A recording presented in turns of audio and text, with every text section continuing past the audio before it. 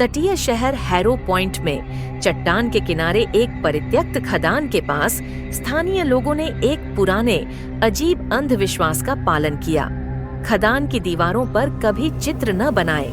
पीढ़ियों से एक भूतिया बच्चे की कहानियां चली आ रही हैं, जिसके बारे में कहा जाता है कि सर्दियों के तूफान के दौरान एक खनिक ने इसे पत्थर में खोद दिया था।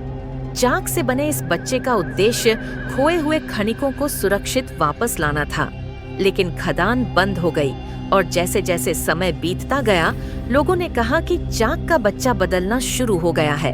हर साल चाक की रूपरेखा पर एक नई विशेषता दिखाई देती थी, एक फीकी मुस्कान, एक खोखली आंख या एक इशारा करता हुआ हाथ।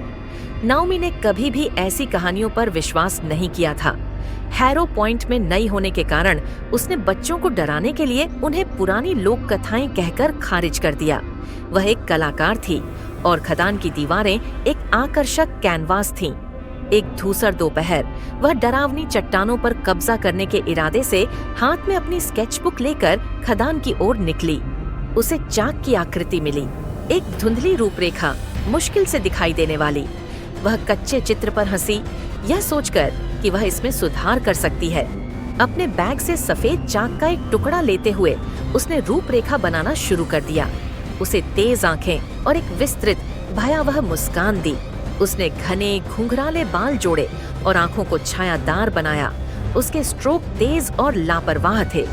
जैसे ही वह अपने काम की प्रशंसा करने के लिए पीछे हटी, नाओमी को ठंडक महसूस हुई। उसने इसे समुद्र के किनारे की ठंडी हवा समझकर खारिज कर दिया और अपने सुधार से संतुष्ट होकर अपना सामान पैक कर लिया। लेकिन जैसे ही वह जाने के लिए मुड़ी, उसे खड़खड़ाने की आवाज सुनाई दी, जैसे चाक पत्थर को खुरच रहा हो। उसने इधर उधर कोड़े मारे, लेकिन खदान खाली थी।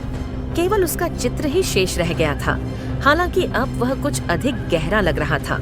विशेषताएं पहले से भी अधिक तीव्र थीं।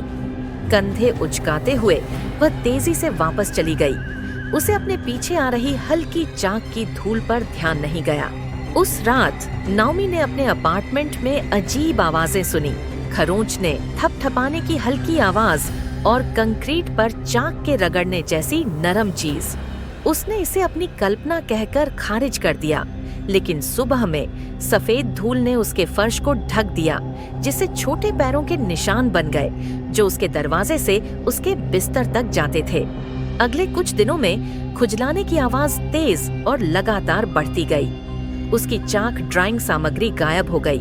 उसकी जगह उसके अपार्टमेंट के चारों ओर टूटे हुए चाक के मोटे, धूल से ढके टुकड़े पड़े हुए थे। हर बार जब वह अपनी स्केचबुक खोलती, हर गुजरते दिन के साथ केंद्र के करीब खाली पन्नों पर एक मुस्कुराती हुई आकृति की धुंधली रूपरेखा दिखाई देती। एक शाम अपनी पीड़ा को खत्म करने की बेताब कोशिश में नाओमी चाक के बच्चे को धोने के लिए पानी से लैस होकर खदान में लौट आई।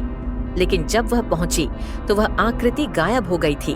केवल एक रूपरेखा रह गई थी, उसके मूल चित्र की एक धुंधली छाया, लेकिन न तो आंखें थीं और न ही मुंह। अचानक उसने अपने पीछे कदमों की आहट सुनी। वह मुड़ी। उसका दिल जोरों से धड़क रहा था, लेकिन उसे कुछ दिखाई नहीं दिया। हवा चाक की धूल से घनी थी, मानो कोई उसके बीच से होकर गुजरा हो। अगली सुबह नाओमी के अपार्टमेंट में सन्नाटा था, हल्की सी खरोंच को छोड़कर, जो उसके पड़ोसी कभी कभी सुन लेते थे। उसे दोबारा किसी ने नहीं देखा, लेकिन खदान में दीवार पर एक नई आकृति दिखाई दी थी। एक युवा महिला की चाक रूपरेखा। उसकी आंखें भय से चौड़ी थीं और उसका मुंह एक मूक चीख में रुका हुआ था।